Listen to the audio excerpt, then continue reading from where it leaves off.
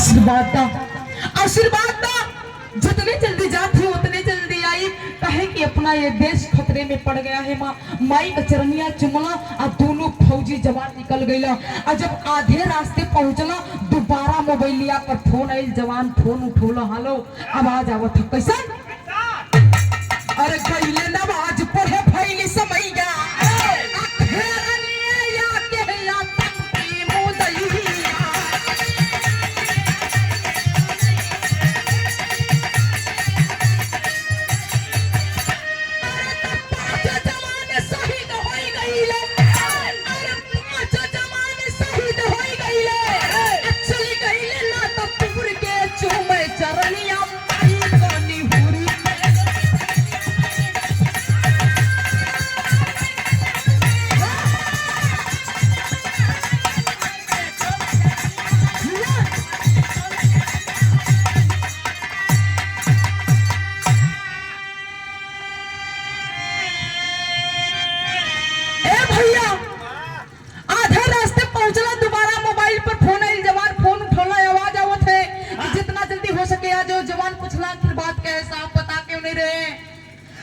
बताते हैं उधर से कि हमारे देश के मुसलमान भाई गए थे मस्जिद में नमाज पढ़ने के लिए। वाह, गए थे मस्जिद में नमाज पढ़ने के लिए। आतंकवादियों ने आकर के उस मस्जिद को ही कैद कर लिए। मुसलमान भाई उसी मस्जिद में अभी तक कैद हैं। छुड़ाने के लिए गए थे हमारे देश के 5 जवान, वो भी मारे गए और मुसलमान भाइयों को बचा भी नहीं पाए। और आतंकवादियों के हाथों हमारे 5 फौजी जवान मारे गए। इतनी बतिया सुन रहे फौजी जवान समरपाल खुनवा खोने लगा। ठान लिए 5 मारे हो ना, 5 का बदला 50 से लेंगे। अगर नहीं लिए तो हम भी अपने देश का लाल नहीं। है बाबू पहुंचले जब सरहद पर और ड्यूटी पर पहुंचले तो कैले का हमारे बिरहा का आखिरी गीत बा।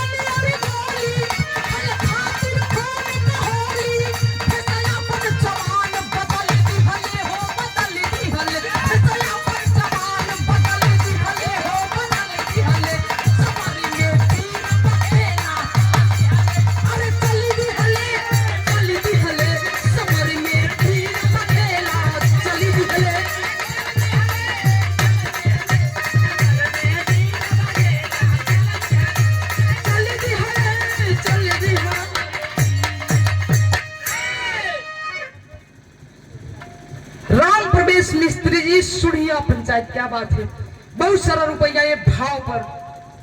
कोटि कोटि नमस्ते प्रणाम, आप सबके पौलगी प्रणाम। ए भैया समर में वीर बखेड़ा चल दे हले, फुल तैयारी में हम एकदम मिजाज में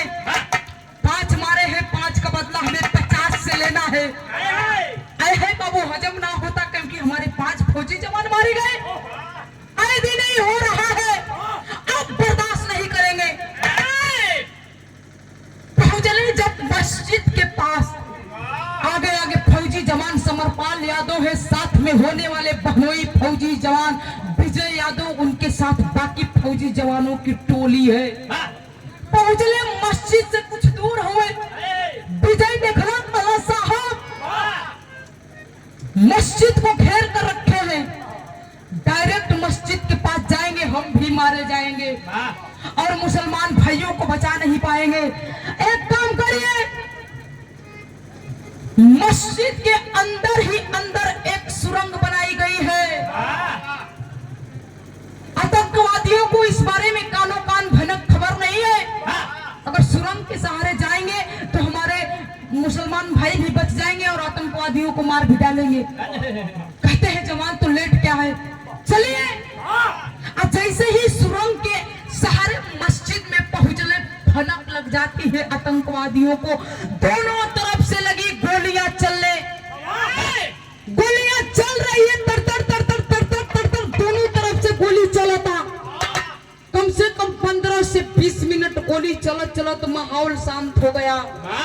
6 आतंकवादी में 4 आतंकवादी तो मारे गए, लेकिन 2 आतंकवादी पैराशूट के सहारे मस्जिद के नीचे झाड़ी था और उसी झाड़ी में कूद करके छुप गए। फौजी जवान विजय कहते हैं साहब लगता है सब मारे गए। जवान कहना कि नहीं, एक बार देख कर आओ। 4 कदम आगमा विजय बढ़ाना, 4 कदम आगमा बढ़े थुआ, तब तक एक सनसनाती गोली आती है और पीछे खड़े फौजी जवान समरपाल यादव के सीने में चुभ जाती है। जैसे ही गोली सीना में लागल बा, जवान धरती पे बेधड़क गिर गई। तड़फड़ात हुआ, छतिया से खूनवा का धार, खून का फफारा चलत हो, वहां का धरतिया लाल हो गई। पलट के दौड़ के जैसे ही विजय आवत हो, तब तक दूसर की गोलियां आइल बिया। फौजी जवान विजय के पैरवा में घुटना के नीचे गोली लग गई। जैसे ही दोनों जवान के गोली लागल बा, बाकी फौजी जवानों की जो टोली थी दोनों आतंकवादियों पे हावी हो गई और गोलियों से भून डाली। मारे तो गए आतंकवादी, लेकिन आनंद फानन में दोनों जवानों को ले जाकर के हॉस्पिटल में भर्ती कराया गया। बिरहा का मेन पॉइंट आप लोगों की खाली बताओ थी, बाकी का बहुत सारा भी धूत तर्ज काट काहे कि समय का अभाव भैया, सौटे समय लेवे के हम। ए भैया आनंद फानन में हॉस्पिटल में एडमिट हुए। यह बहिनिया सुमनी का शादी वाला धीरे धीरे दिन निरागल पापट से भावा। पानी पीला बाबू, पानी पीला। आई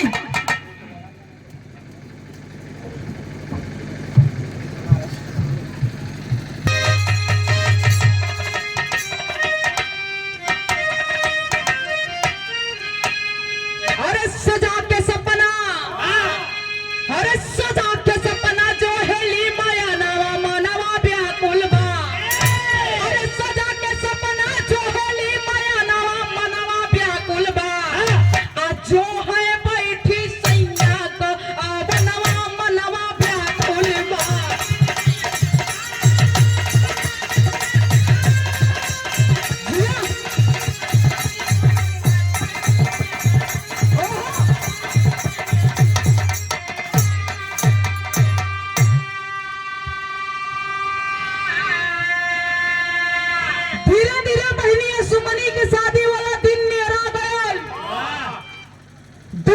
जवान हॉस्पिटल में एडमिट हुआ, इलाज चलता।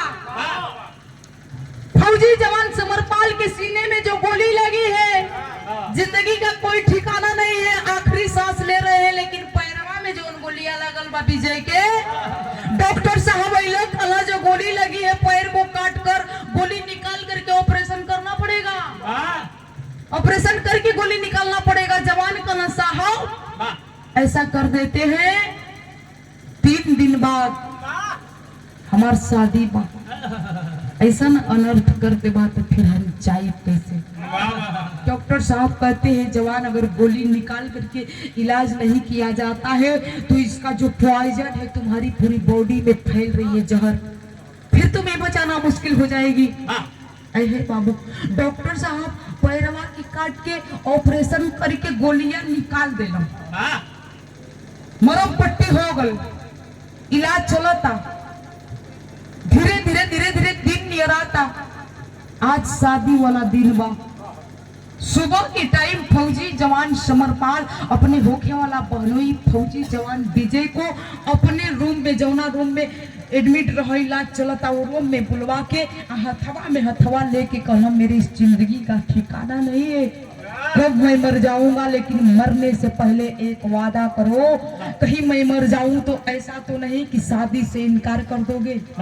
मेरी बहन शादी तो करोगे ना जवान, शादी तो करना, लेकिन जाना तो एक काम करना, पहले मेरी बहन सुमन का मांग भर देना, उसके बाद मेरी पगली, मेरी गीता, मेरी दुल्हन मर गीतवा का मंगिया धुलवाई दिया। ओकरे बाद जैसे ही सुमन का डोली उठी, ओकरे बाद हमारी इल्लसिया, हमारी डेड बॉडी लेके हमारे दुआरे पर जाइए, आल्हे से भाववा।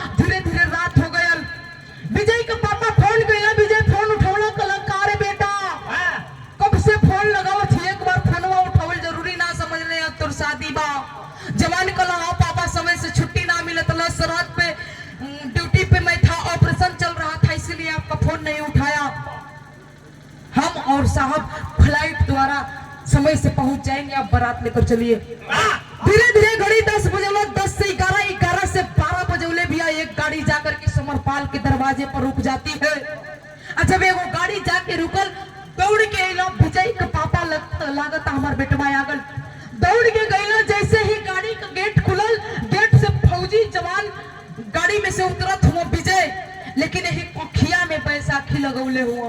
बैसाखी के सहारे जैसे ही नीचे उतरलो, विजय का पापा भरक ओरिया पर रोत हुए। इतना बड़ा हादसा हो गया, एक बार बतावल जरूरी ना समझ ले रे बेटा। जवान कला एक छोटी सी खरोच है, जो बात मैं आपको बताने जा रहा हूँ, उस बात को सुनने के लिए कलेजे को मजबूत कर लीजिए। सारी घटना को बता देते हैं। हम लोगों के बीच में हमारे साहब फौजी जवान समरपाल सर नहीं रहे। साहब आए हैं, साहब की अंतिम इच्छा थी किसी तरह उनकी बहन की शादी हो जाए। साहब की डेड बॉडी गांव से बाहर रखी गई है। जब तक सुमन की डोली निकलेगी नहीं, तब तक साहब की डेड बॉडी गांव में आएगी नहीं। खड़ी से भाव लगन,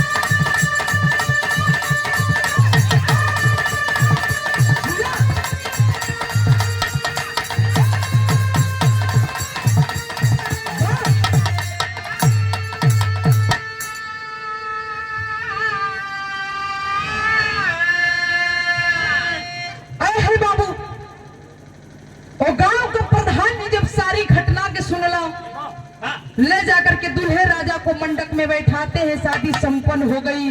और जब शादी संपन्न हो गई, सुबह पहले बहनिया का विदाई होता, टोलिया में बैठत ना है।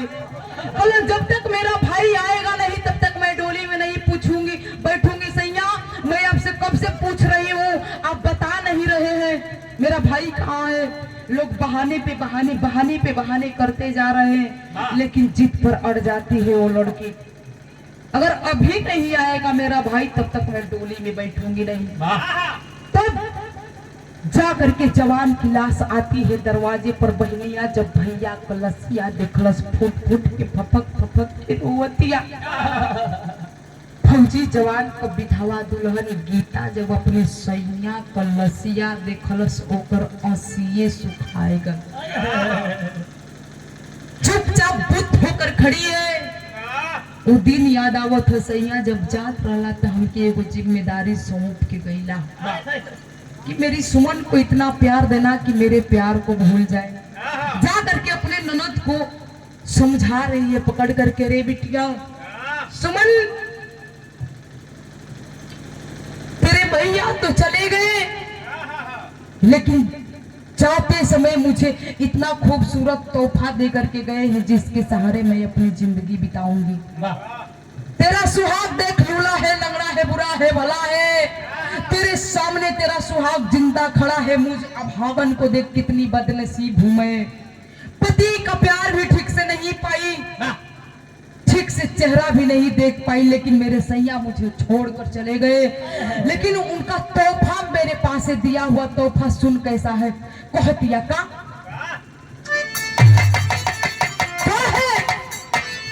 अरे जी भव जो का तोहरे भैया का प्यार हो, देखे गोइल मारे जावन हमके ऊपर हो।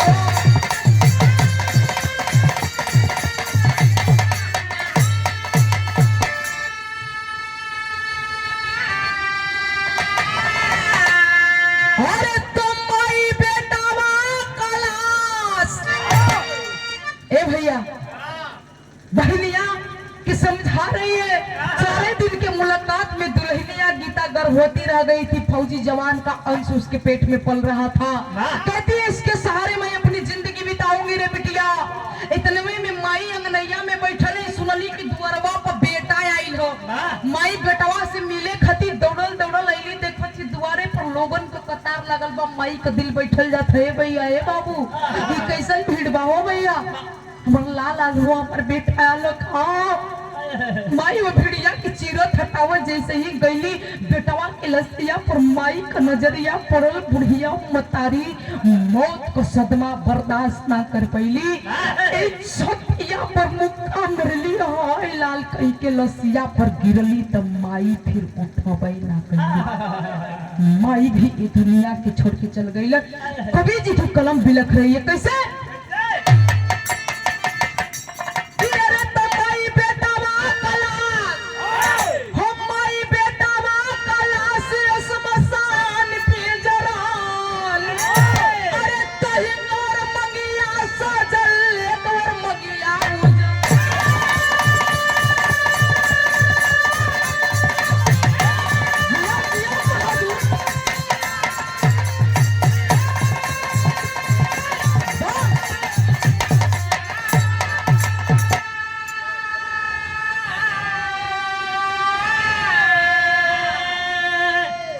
माई जब दुनिया की छोड़ के चल गई, कहती है विधवा दुल्हन गीता, देख रे सुमन देख, अनाथ तो नहीं अनाथ तो मैं हो गई रे। तेरे पीछे तो अभी मैं खड़ी हूँ। बाबूजी है अनाथ मैं हो गई, मेरे सैया भी मुझे छोड़कर चले गए, माँ भी चली गई। लेकिन आज के बाद हम ही तोहर माई, हम ही तोहर बाबू, हम ही तोहर भैया, हम ही तोहर भौजी, सब कुछ हम मानी रे बिटिया। तू जा ससुराल में, तू खुश रहेगी, तुझे देख देख करके मैं खुश रहूंगी। वाह रे वो फौजी जवान की वीरांगना दुल्हन गीता ननद को डोली में बैठा कर विदा करती है। बहन की डोली चली, भाई का अर्थी, बहन का मांग सजा तो भाभी का मांग उजड़ गया। डोली में बैठा करके विदा करती है, बड़ा ही सम्मान से पति और सास का अंतिम क्रिया करती है। इसी को मेरे कवि जी ने इस विरहा का भाई एक फौजी की जिंदगी ऐसी होती है, हमारे देश के जवानों की जिंदगी ऐसी होती है, हमारे देश के फौजियों की जिंदगी। हम और आप अपने घर में चैन की नींद मौज से सोते हैं, तो हमारे फौज के जवान, हमारे देश के प्रहरी जा करके सरहदे हिंद पर गर्मी जाना धूप बरसात दिन रात सीना तान करके डटे रहते हैं, तो हम और आप सुकून से और चैन से सोते हैं। आखिरी में खानदान का परिचय बतावल गई कैसे?